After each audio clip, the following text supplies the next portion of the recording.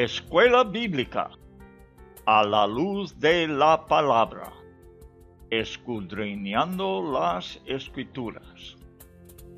Oh, cantadmelas otra vez, bellas palabras de vida. Hallo en ellas mi gozo y luz, bellas palabras de vida. Sí. Luz a las Naciones, canal cristiano de comunicación, presenta A la luz de la palabra, un estudio expositivo de la palabra de Dios, una presentación minuciosa de toda la Escritura, porque es inspirada por Dios y útil para enseñar, para redarguir, para corregir, para instruir en justicia, a fin de que el hombre de Dios sea perfecto, enteramente preparado para toda buena obra. Palabras de vida, bondadoso te salva y al cielo te llama. Qué bellas son. Escuela Bíblica a la luz de la palabra, edificando sobre la roca. Son bellas palabras de vida.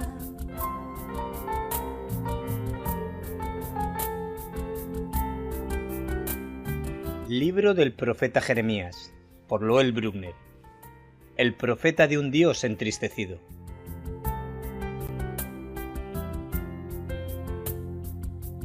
Antes que te formase en el vientre te conocí, y antes que nacieses te santifiqué, te di por profeta a las naciones. Libro de Jeremías, capítulo 1, verso 5. Bellas palabras de vida, sí, de luz y vida, son sostén y guía. Qué bellas son, qué bellas son. 70 años después que profetizó Jeremías, puedes leer acerca de la asombrosa serie de eventos que acontecieron, abriendo las puertas de la cautividad para el regreso de los cautivos a su patria, predicho en Isaías capítulo 44, versículo 28, hasta Isaías 45, versículo 13. Isaías ya había mencionado sobrenaturalmente, todo eso es obra sobrenatural, Dios proviendo sabiduría, conocimiento, a un futuro emperador de Persia, un siglo antes de que naciera. Su nombre fue Ciro, y Dios le llamó su siervo. Todavía no había nacido, o quizás era muy niño en el tiempo de Jeremías. Ciro escribiría un decreto que libraría a Israel después de 70 años de cautividad, haciendo volver el pueblo a su tierra.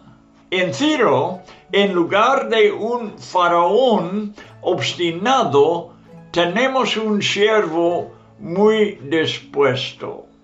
Pienso que probablemente Daniel, que era muy estimado en Persia, informó a Ciro acerca de la profecía de Isaías. Después Esdras, no como profeta, sino como historiador, escribe lo siguiente: despertó Jehová el espíritu de Ciro, rey de Persia. Un Ciro muy compasivo, decretó que él apoyaría a los judíos para reedificar su templo y proclamó: Jehová, Dios de Israel, Él es el Dios. Es probable que los eventos de Esther ocurrieron antes de los de Esdras. Y Nehemías, aunque algunos piensan que el rey Artajerjes es Asuero, marido de Esther, otros creen que es el siguiente rey y que Esther era su madrastra. De todos modos, como sea, él confirmó el respaldo de Persia a Israel, con una atención que reveló claramente su temor de Dios. Esta historia puedes leerlo en Esdras capítulo 7, desde versículo 12 hasta 26. Obviamente, la rey Esther y Mardoqueo le habían influido grandemente, como también le influyeron los eventos tras las malignas intenciones de Amán, como Dios obró a favor de su pueblo Israel en aquellos días. Después de mis muchos comentarios negativos sobre los tiempos en que vivimos, me da bastante placer poder anunciar que hay esperanza en el siglo XXI de que Dios haga una obra nueva y poderosa. El Calvario proveyó el derramamiento del día de Pentecostés, que bautizó a 120 discípulos en el río infinito del Espíritu Santo. Muy buenas tardes, amigos oyentes. Bienvenidos a otro estudio de las Sagradas Escrituras. Una gran parte de las Escrituras nos enseña cómo el pueblo de Israel formó el fundamento para la Iglesia. También el libro de Romanos ilustra a la nación judía como un olivo. Los gentiles, nos dice, somos de un olivo silvestre que Dios ha injertado en el olivo que Él ha plantado desde Abraham. La mayor parte del Antiguo Testamento es la historia de esta nación, pero profetiza que todas las naciones serán atraídas a su Creador. Vemos que Dios siempre era dueño de todo el mundo y vemos su misericordia a ellos en muchas maneras. Pero las promesas, los profetas, los patriarcas eran de los judíos. Y el apóstol en el libro de los Efesios dice que éramos ajenos a lo que acabo de mencionar. Puedes leerlo en Efesios, capítulo 2 y versículo 12.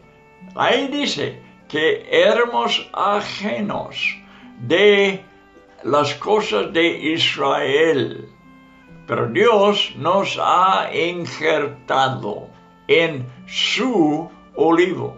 En el Nuevo Testamento, judíos y gentiles se unen en la iglesia, pero Dios sigue con su mano sobre Israel como una nación.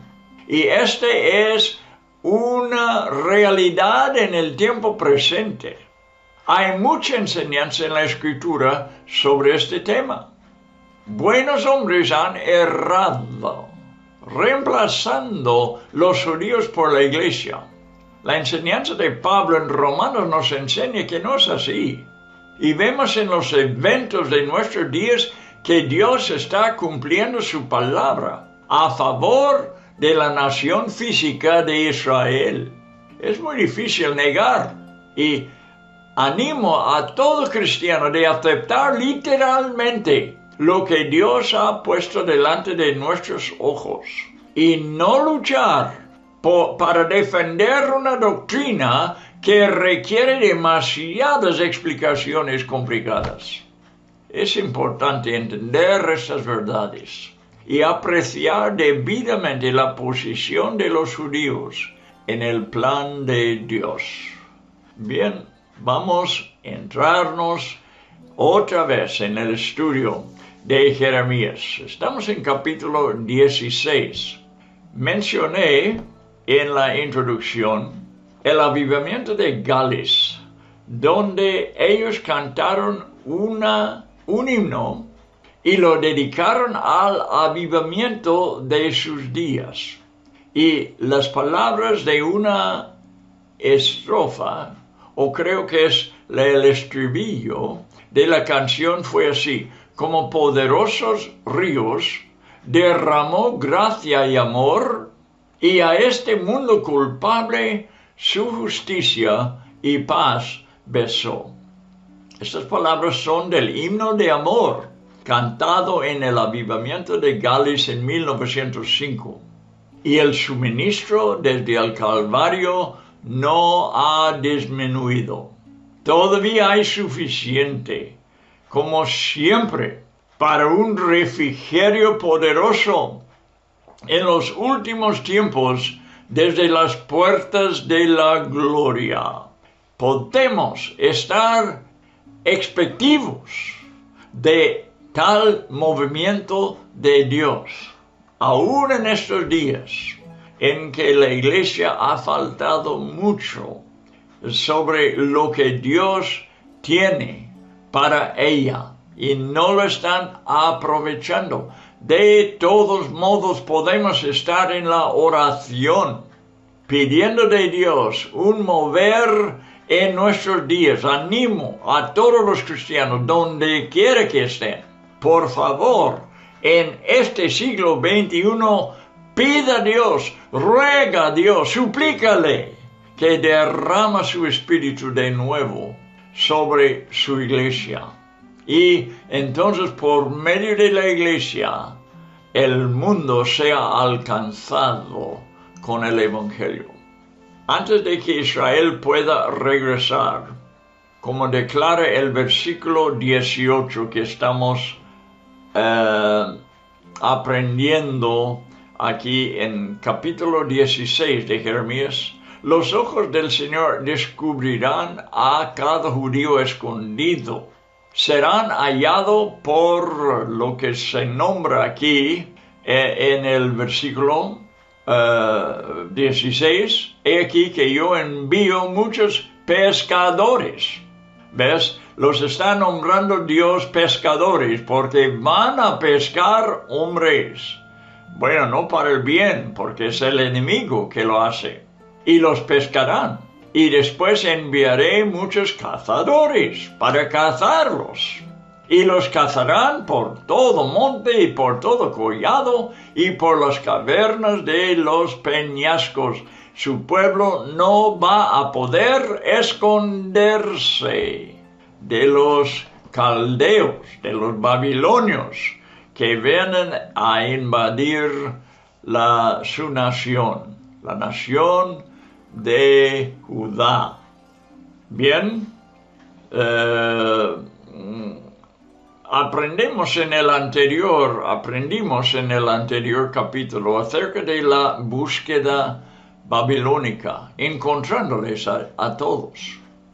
La exhaustividad de la búsqueda será inspirada por el Dios ofendido de Israel.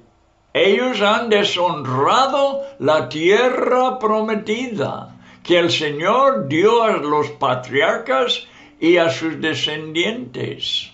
Es su tierra donde Él llevará a cabo sus propósitos eternos. Y los arrendatarios han sido infieles. Jesús demostró el hecho en una parábola que vamos a estudiar por unos minutos. En Mateo, capítulo 21. Vamos al versículo 33. Mire lo que dice. Oíd otra parábola del Señor Jesucristo. Hubo un hombre, padre de familia, el cual plantó una viña, la cercó de vallado, cavó en ella un lagar, edificó una torre y la arrendó a unos labradores y se fue lejos. Y cuando se acercó el tiempo de los frutos, envió sus siervos a los labradores para que recibiesen sus frutos, pues son arrendatarios solamente. Mas los labradores, tomando a los siervos, a uno golpearon, a otro mataron y a otro apedrearon. envió de nuevo otros siervos más que los primeros, e hicieron con ellos de la misma manera. Finalmente les envió su hijo, diciendo, tendrán respeto a mi hijo. Mas los labradores, cuando vieron al hijo, dijeron entre sí, este es el heredero, venid, matémosle y apoderémonos de su heredad. Y tomándole, le echaron fuera de la viña y le mataron. Cuando venga pues el señor de la viña, ¿qué hará a aquellos labradores? Le dijeron, a los malos destruirá sin misericordia y arrendará su viña a otros labradores y que le paguen el fruto a su tiempo. Jesús les dijo, ¿nunca leísteis en las Escrituras la piedra que desecharon los edificadores? Ha venido a ser cabeza del ángulo. El Señor ha hecho esto, y es cosa maravillosa a nuestros ojos. Los arrendatarios se hicieron enemigos del dueño y mataron a su hijo en la parábola. La profecía de Jeremías se combina con la palabra del Señor, hablando de cómo los gentiles harán caso a la verdad de la palabra, mientras los judíos rechazan a su Mesías. Versículo 19 de Jeremías 16. Por favor, vamos a leer. Oh Jehová, fortaleza mía y fuerza mía y refugio mío en el tiempo de la aflicción. A ti vendrán naciones desde los extremos de la tierra. Aquí hay una profecía sobre de que el evangelio alcanzará a todas las naciones en toda la tierra. Hasta el día de Jeremías, la promesa fue dada a los judíos solamente. Pero Dios tenía planes para todo el mundo. Y lo voy a repetir este versículo. En medio del versículo donde dice, a ti vendrán naciones desde los extremos de la tierra y dirán ciertamente mentira, pusieron nuestros padres vanidad y no hay en ellos provecho. En otras palabras, va a haber un arrepentimiento, dejando para atrás la idolatría, el paganismo de los padres de los gentiles. ¿Hará acaso el hombre dioses para sí? Mas ellos no son dioses. Por tanto, he aquí, les enseñaré esta vez, les haré conocer mi mano y mi poder, y sabrán que mi nombre es Jehová, sea el Señor. El propietario abrió su viña a los gentiles, ofreciéndoles el evangelio. Y sí, él destruyó a los malos en el año 70 después de Cristo. Cuando entraron los romanos a la tierra de Israel, lo invadieron y los judíos, muchos fueron crucificados, los demás huyeron de su patria a todas partes del mundo, como había profetizado en la parábola de los arrendatarios, ¿verdad? Y destruyó a esa generación de judíos que habían crucificado el Hijo. ¿Recuerda la parábola? Tomaron el Hijo, lo llevaron fuera de la viña, que era Jerusalén, lo llevaba fuera al Calvario y allí lo mataron, igual como dijo, que señaló la parábola que dio Jesús.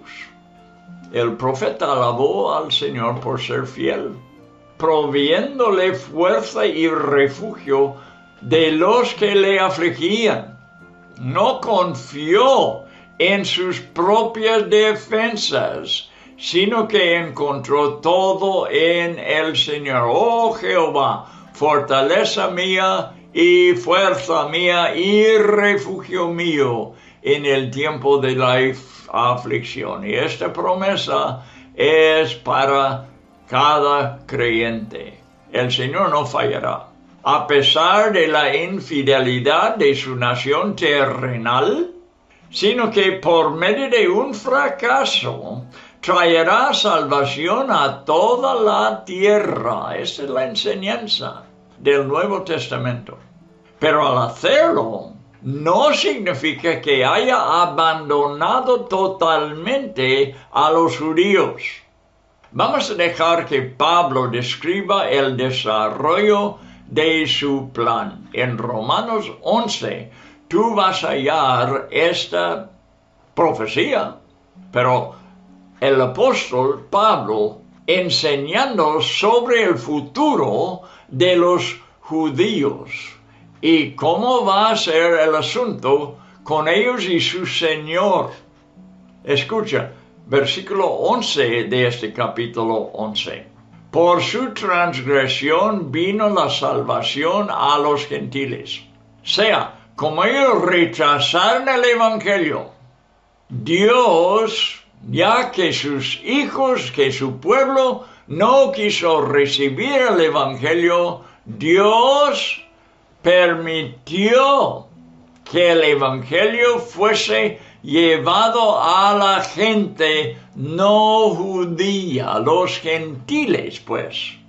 Y desde entonces, el evangelio ha sido predicado a los no gentiles, igual que a los no judíos, igual que a los judíos. Y Cristo mandó a sus discípulos ir por todo el mundo a predicar el evangelio. No hemos cumplido todavía el mandamiento. Todavía nos falta alcanzar algunos pueblos, pero sí, el evangelio ha entrado en cada continente en el mundo. Ha bajado a Australia, ha ido a las Américas, ha estado predicado en Asia y en Europa. Bueno, en todas las naciones ha sido predicado el evangelio a gente que no es judía. Dios cumpliendo su propósito en esta época, que es la época de la gracia de Dios, del Espíritu Santo y de la Iglesia. El Señor no fallará, a pesar de la infidelidad de su nación terrenal, sino que por medio de su fracaso, la salvación estará esparcida en toda la tierra. Pero al hacerlo, repito, no significa que Dios haya abandonado a los judíos. Por su transgresión vino la salvación a los gentiles. Esta es la enseñanza bíblica del apóstol Pablo. Provocados a celos, los judíos también se volverán al Señor. Escucha más lo que dice el apóstol sobre este asunto. Esta es la doctrina nuevo testamentario sobre los judíos. Por la misericordia concedida a vosotros, los no gentiles, ellos también alcancen misericordia. Romanos 11:31. Cuando los gentiles acepten el evangelio, provocará celos los judíos. Y por fin estos celos les atraerá otra vez a su Dios. Asombrado por lo maravilloso que es el plan de Dios, Pablo brota una alabanza del corazón, diciendo: oh, profundidad de las riquezas, de la sabiduría y de la ciencia de Dios. Cuán insondables son sus juicios y inescrutables sus caminos. Romanos 11:33. Desde los confines de la tierra, los gentiles verán la luz sobre las mentiras que les han engañado a través de los muchos siglos y se arrepentirán. Empezó la obra en el libro de los Hechos. Lo que Pablo está hablando aquí sobre las naciones desde los extremos de la tierra. Y dirán ciertamente, mentira pusieron nuestros padres. Todo el paganismo predicado a ellos será olvidado y ellos se arrepentirán de tales cosas y vendrán sinceramente al su Creador. Darán la espalda a los dioses falsos, verán la vanidad de sus religiones nativas y sus ojos se abrirán para conocer la verdad. Considera la lógica del versículo 20 ahora. ¿Hará acaso el hombre dioses para sí? Mas ellos no son dioses, dice el versículo. ¿Cómo pueden los hombres, siendo inferiores, crear algo superior? Algo que sea digno de ser adorado. Si un Dios es un ser superior, de modo que los hombres lo adoran, ¿cómo es que el hombre inferior puede crear un Dios superior? No tiene sentido común. No tiene sentido que un ser inferior crea algo superior de modo que lo adora. Esta es la insensatez que Dios revela por toda la Escritura. Bien, el hombre en el mundo pagano descubrirá al Dios vivo y verdadero, pero tendrá que ser iluminado por Dios mismo. El hombre no se ilumina solo. Su verdad será respaldada por el poder de su mano poderoso. Sea, Dios apoyará su palabra con su poder milagroso, obrando, apoyando, confirmando su palabra. Su verdad será respaldado por poder. Cada vez que el Evangelio es predicado, el Nuevo Testamento da testimonio a los judíos y a los gentiles con señales poderosas y maravillosas. Esta es la historia del evangelismo del libro de los Hechos. En este versículo, Jeremías también enseña el principio que hará a los gentiles someterse a su señorío, y esto es lo que hay que hacer para ser salvo. Hay que someterse al señorío de Cristo. Si no, no hay salvación. Siempre ha sido así. La verdad de Dios y su poder obran unidos para que la gente en cualquier lugar reconozca y se rinda a Él, quien es Señor sobre todos. Así termina el capítulo 16. Proseguiremos a capítulo 17. El pecado de Judá escrito está con cincel de hierro y con punta de diamante, o sea, es profundamente y seguramente grabado la palabra de Dios y cuenta las cosas positivas como las cosas negativas. En este caso es el pecado de Judá, que está escrito con cincel de hierro y con punta de diamante. No hay cosa más dura que el diamante. Esculpido está en la tabla de su corazón y en los cuernos de sus altares. ¿Cuál? El pecado. Versículo 2, mientras sus hijos se acuerdan de sus altares y de sus imágenes de la diosa Asera, que están junto a los árboles frondosos. Siempre estaba bajo árboles la idolatría de Israel. Los árboles frondosos y en los collados altos. Este es donde practicaron su idolatría. En las montañas y bajo de árboles. Sobre las montañas y sobre el campo, dice.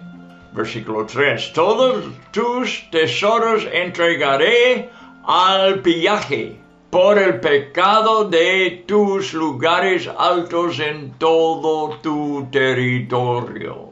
Y perderás la heredad que yo te di. Y te haré servir a tus enemigos en tierra que no conociste. Porque fuego habéis encendido en mi furor, que para siempre arderá. Me impresiona que el Espíritu Santo tan claramente utilice el ejemplo de Israel hasta cierto punto para enseñar cuál es la condición imposible de toda la raza humana. ¿Me entendiste?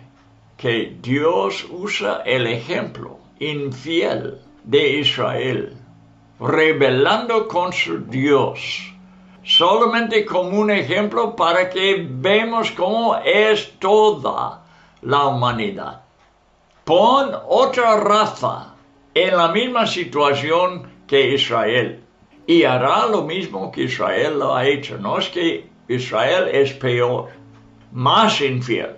No, es igual que todas las naciones. Pon otra raza allí en esa situación, bajo la mano de Dios, en el territorio, en la nación de Israel, y hará lo mismo. Es solamente un ejemplo para enseñarnos cómo somos nosotros sin Cristo. Vamos a ver, creo, en este mismo capítulo, cómo es nuestro corazón. El corazón de todo el mundo, el judío y no judío. El primer versículo declara que el pecado de Israel no es ningún secreto. El texto declara que está escrito como con un cincel de hierro, o esculpido como con la punta del diamante. El diamante es la piedra más dura que hay. Lo usa el diamante para cortar cualquier otro metal. Es lo más duro de todo. Y dice que está escrito con la punta del diamante para testificar de la depravación del judío. Está delante de nuestros ojos lo que está escrito de esta forma. Lo tenemos para que todas las generaciones lo vieran y lo han visto. Los que han estudiado las Escrituras para testificar de a qué había llegado la maldad del judío. El diamante es la piedra más dura que existe. Ilustra la condición de la naturaleza caída, esculpida sobre lo más profundo del ser humano, como si fuera una tabla.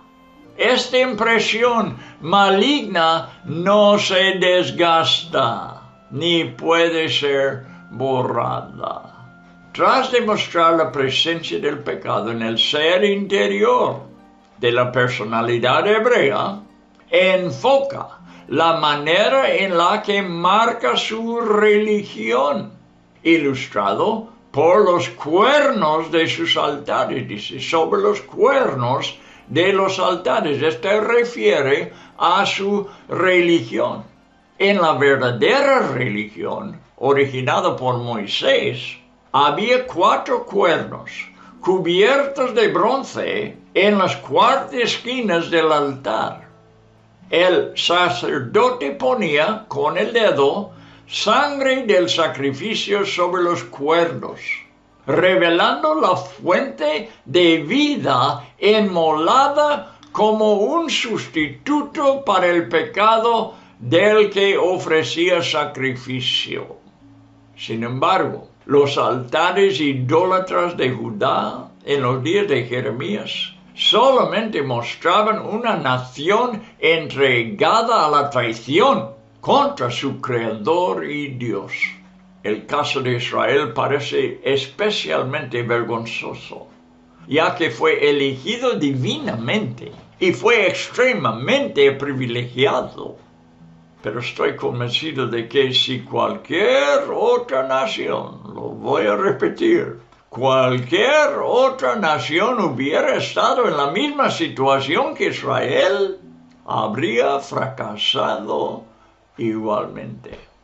El fracaso se debe a la enorme depravación y a la perversidad de la naturaleza caída de la humanidad.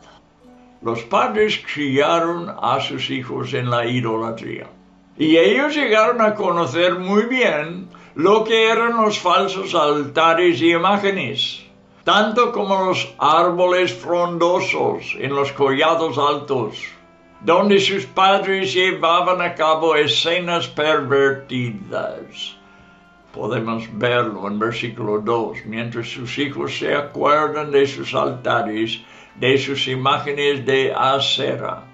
Especialmente se había hecho inmoralidad delante de esta diosa, Asera, que están junto a los árboles frondosos y en los collados altos.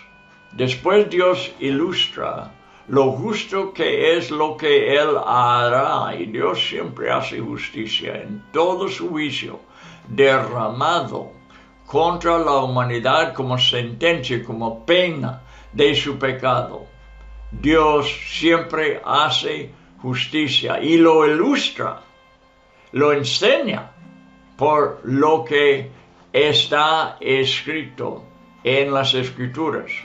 Ilustra lo justo es lo que Él hará, eligiendo un lugar alto. Oh montaña mía en el campo, dice versículo 3 en la Biblia de las Américas. Oh montaña mía en el campo, precisamente está hablando de Jerusalén, como el sitio donde las riquezas de toda la nación de Judá serán saqueadas. Tendrán que desprenderse de los grandes recursos naturales con los cuales Dios había bendecido su tierra. Como no quisieron servir a un Dios bueno, bajo su autoridad, Él les envía fuera de la tierra prometida para servir bajo el mando de enemigos crueles en una tierra desconocida. Solamente pueden culparse a sí mismos por haber encendido el fuego de la ira de Dios, que ardía más allá de lo que esperaban y más allá de su poder para extinguirla. El hombre es incapaz de controlar las consecuencias que ha producido su pecado.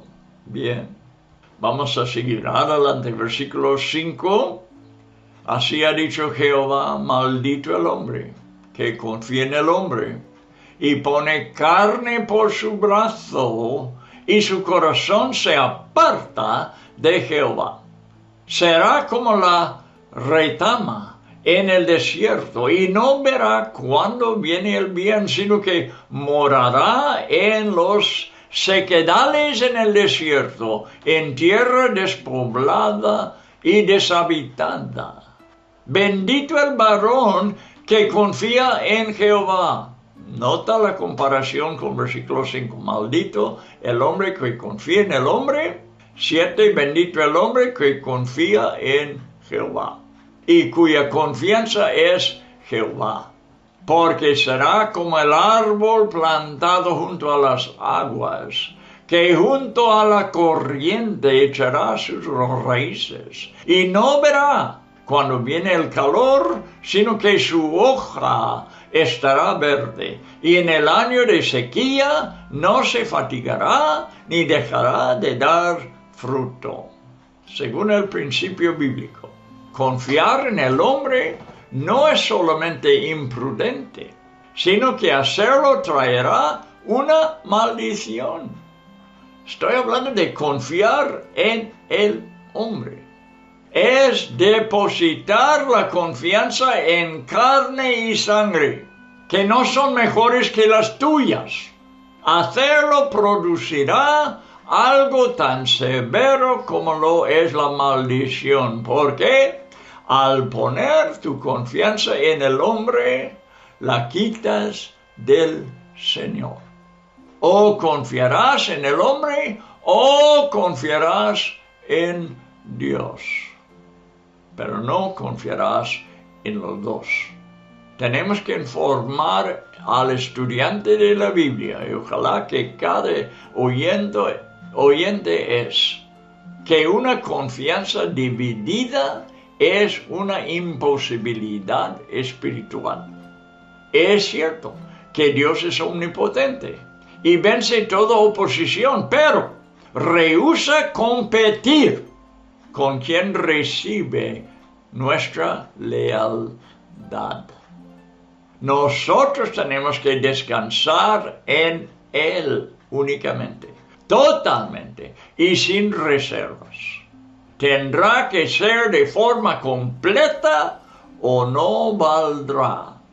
La maldición cae sobre la locura de cambiar la omnipotencia de Dios por la debilidad del poder humano. El Señor compara la persona maldita con una retama o arbusto sin sentido, que crece en el desierto no habitada, al sur del mar muerto. Un comentarista dice que probablemente sea una hierba que no tiene fruto ni semilla, y no es sembrada ni plantada. Es ignorada y ignorante de una mejor existencia. O sea, la planta no sabe nada. Lo triste es que al poner la confianza en el hombre, estamos aprendiendo de un ser humano, creado a la imagen de Dios, sí, con un potencial asombroso que el Creador ha depositado en él. Sin embargo, ha elegido vivir sobre un nivel muy inferior al que Dios ha determinado para él, ignorando sus riquezas interiores. Es fácil observar esta ignorancia entre nuestros semejantes, en sus rutinas cotidianas, semanales, anuales, esclavizados por el alimento, albergue y ropa, ajeno a los tesoros que hay en la palabra de Dios y la herencia eterna que hay en el Evangelio.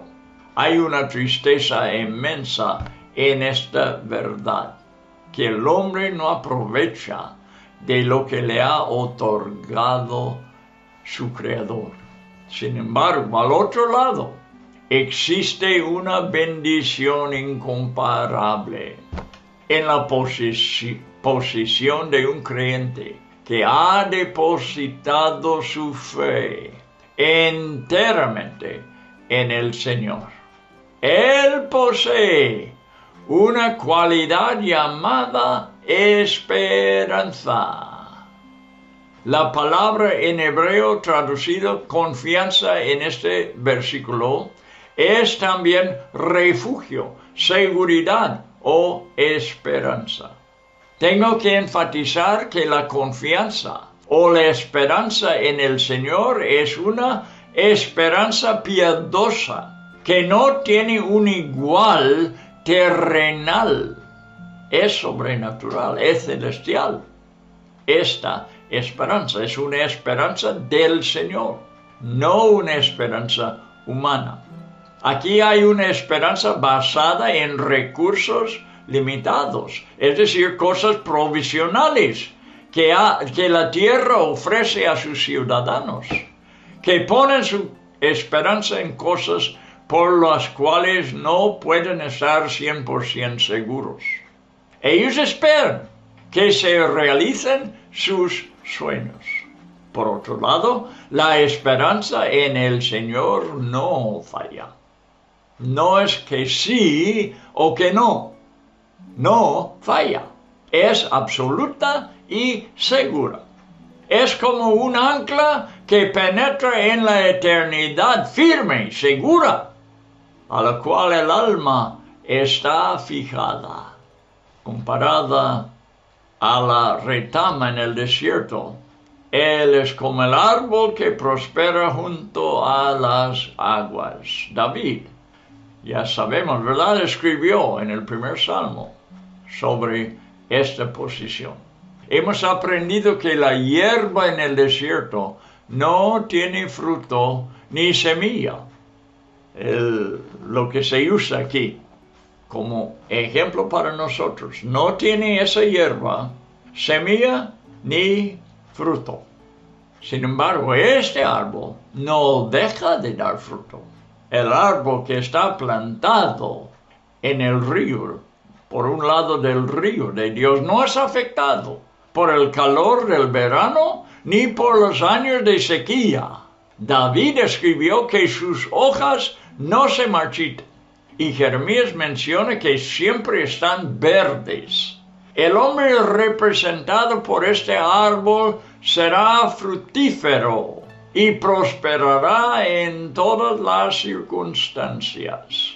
Su esperanza no está en las bendiciones terrenales. Escucha, su esperanza no está en las bendiciones terrenales. Cuidado con los que solamente te ofrece bendiciones terrenales, riquezas terrenales.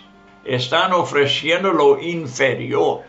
La Biblia, el Nuevo Testamento, el Evangelio, Jesús, Dios, nos ofrece cosas celestiales superiores a cualquier cosa que haya en esta tierra. Su esperanza no está en las bendiciones terrenales, sino que está plantado en un suelo de otro mundo que es perfecto. Seguimos, versículo 9.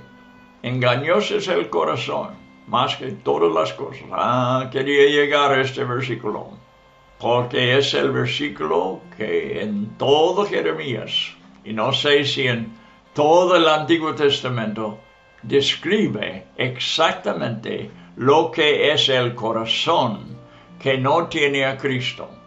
Engañoso es el corazón más que todas las cosas, más engañoso que el diablo y los demonios. El mismo corazón humano es engañoso y te engañará si sigues a tu corazón. Y perverso, ¿quién lo conocerá? No vamos a leer versículos 10 y 11 todavía.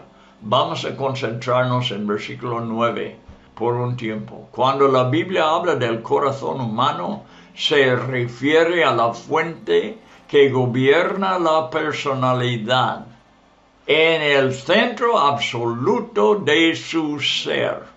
La Escritura dirige una condenación terrible contra él, algo que está de acuerdo con toda la doctrina bíblica acerca de la raza adámica. La Biblia declara que el hombre es malo y depravado, sin ninguna evidencia de que sea bueno o de que pueda serlo. No existe ninguna manera de repararle. Si alguien tiene una opinión positiva sobre el ser humano es porque está engañado. No hay otra explicación. No debe sorprendernos que la sociedad haya concluido en que el hombre es básicamente bueno, ya que el corazón de cada miembro es muy engañoso y tuerce la verdad hacia lo que es totalmente opuesto a lo que es cierto. La sociedad cree mal. sobre lo que es el hombre. Es perverso, más allá de nuestra capacidad de comprensión. Dice, ¿quién lo conocerá? Lo que estoy expresando es la verdad de Dios. Y por eso es inútil intentar llegar a alguna otra conclusión correcta. Hay que ponernos de acuerdo con Dios. Existe una sola manera de enfrentarnos con la verdad y es aceptarla, porque es inalterable. Escribiendo la doctrina nuevo testamentario, Pablo recurre a David y en Romanos 3, 9 hasta 12 enseña lo siguiente: no existe una persona justa, no hay excepción. 2. No hay ninguno que tenga un entendimiento piadoso para poder comprender su estado delante de Dios. 3. No hay ningún ser humano que inicie una búsqueda para hallar a Dios. Al contrario, corre en la dirección opuesta para alejarse de Él lo más posible. 4. Todos se han desviado del camino correcto y del depósito de su existir.